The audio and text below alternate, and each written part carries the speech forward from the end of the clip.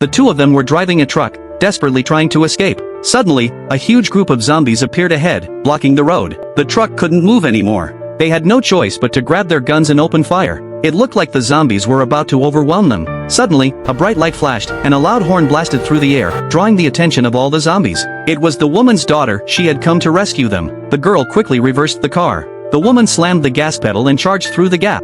The two vehicles finally met and headed together toward the harbor. But danger struck again. A familiar burning grenade landed nearby. The soldiers had caught up. The light from the cars attracted even more zombies. Just as they neared the harbor, the man noticed a glass tunnel. He shot the glass, and the zombies inside all tumbled down onto the soldiers' vehicle. They finally got away from both the zombies and the soldiers. When they saw the big ship waiting at the dock, the girl was thrilled. But then, a vehicle suddenly rammed into them. One of the soldiers had survived. He grabbed the girl and held her hostage. Then he shot the woman in the leg. The soldier drove the truck loaded with cash onto the ship alone. He thought he could finally escape the zombie island. But what he didn't know was that human greed was more dangerous than the undead. Once the gang confirmed the truck was full of money, they shot him multiple times. They never planned to share the cash. The man, unwilling to die, used his last strength to put the truck in reverse. It jammed the ship's loading ramp open. Zombies flooded in. The greedy ones paid the ultimate price. By now, the sun was rising. The few survivors stared in despair. Once daylight came, there would be no more chance to escape.